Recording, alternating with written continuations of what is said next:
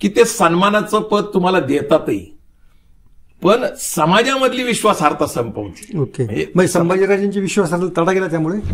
आता इतिहासातल्या संदर्भाने वर्तमानामध्ये आपण काही गोष्टी बोलत असाल तर त्याचा जातीवादाशी काय संबंध आहे? वर्तमानातलं काही विश्लेषण करणं म्हणजे जातीवाद असतो, हा निव्वळ मूर्खपणा आहे. अच्छा, तुम्हाला जातीवाद वाटत नाही? काहीच कारण नाही. फडणवीसांनी सांगावं मी ब्राह्मण नाहीये.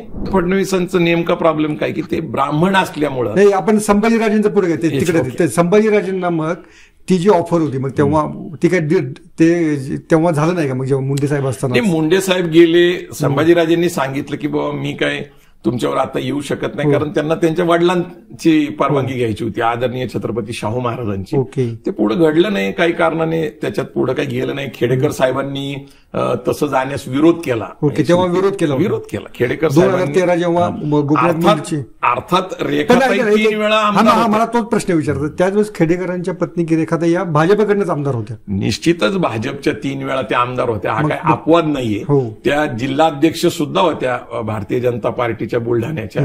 मला नेमकं कधी कळलेलं नाहीये की रेखाताई बीजेपीत आमदार होते तर त्यांचं स्वातंत्र्य साहेब मान्य करत होते, पण राजकीय एक पायरीवर चढण्यासाठी जसं आज त्यांनी शिवसेनेबरोबर युती केली, निश्चितच शिवसेनेची युती काही कार्यकर्त्यांनी आवडलेली नाहीये, परंतु त्यावेळेस त्यांनी तशी काय भूमिका घेतली आजपर्यंत मला काही कळालं नाही. तुमच्या दोघांमध्ये अंडरस्टँडिंग आहे काय? म्हणजे तुम्ही शरद पवारांबरोबर राहायचं, त्यांनी हिंदुत्ववादी पक्षांबरोबर राहायचं, असं काय आहे का?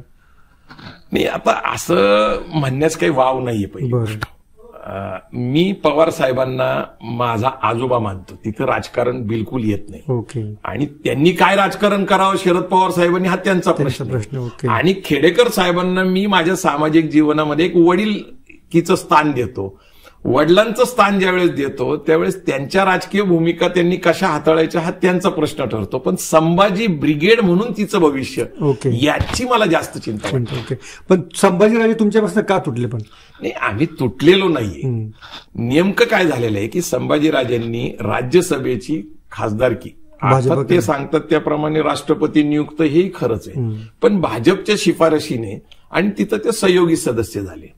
ज्या शिवराय फुलेशाह आंबेडकरांच्या पुरोगामी विचाराच्या राज्यघटनेला मानणाऱ्या समताची तत्व जी आहेत त्याच्या पलीकडं भारतीय जनता पार्टीची जी विचारसरणी आहे, विरुद्ध विचारसरणी, त्याचा सन्मान त्यांनी स्वीकारला. मुळात भारतीय जनता पार्टीचं राजकीय धोरण कसं असतं की ते सन्मानाचं पद तुम्हाला देतातही, पण समाजामधली विश्वासार्हता संपवते. ओके, मग संभाजीराजेंची विश्वासार्हता तडा गेला त्यामुळे. निश्चितच, कारण काय झालं की त्या काळामध्ये संभाजीराजेंनी ज्यावेळेस राज्यसभेचं पद स्वीकारलं त्यावेळेस आदरणीय शरद पवार साहेबांनी कोल्हापूरमध्ये सांगितलं की पूर्वी छत्रपती पेशवे नेमत होते, आता पेशवेंनी छत्रपती नेमले, आणि त्याच विषयावर चर्चेला मला एका चॅनलमध्ये बोलवलं होतं. पण हे विधान तुम्हाला जातीवादी वाटत नाही का? म्हणजे असं म्हणजे अजूनही तुम्ही पेशवे ते फडणवीस असं तुम्ही करून ते जातीवादच विधान वाटत नाही तुम्हाला पवार साहेबांचं?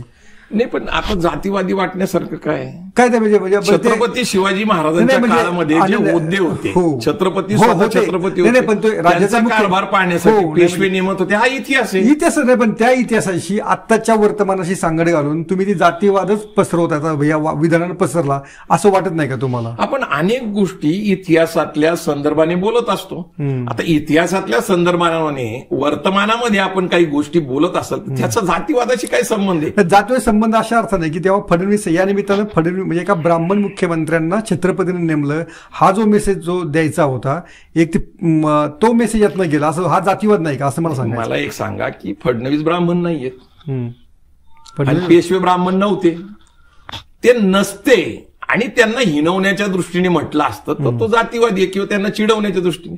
फडणवीस ब्राह्मणच आहेत आणि पेशवे ब्राह्मणच होते. आता त्या काळामध्ये एक मराठा छत्रपती ब्राह्मण असलेल्या पेशवेला नेमत होता, परिस्थिती बदललेली आहे, आता ब्राह्मण मुख्यमंत्री झालाय म्हणजे पेशवे, आणि तो आता छत्रपतीच्या घराण्यातल्या माणसाला. इतिहासातल्या संदर्भामध्ये वर्तमानातलं काही विश्लेषण करणं म्हणजे जातीवाद असतो, हा निव्वळ मूर्खपणा आहे. अच्छा, तुम्हाला जातीवाद वाटत नाही? काहीच कारण नाही.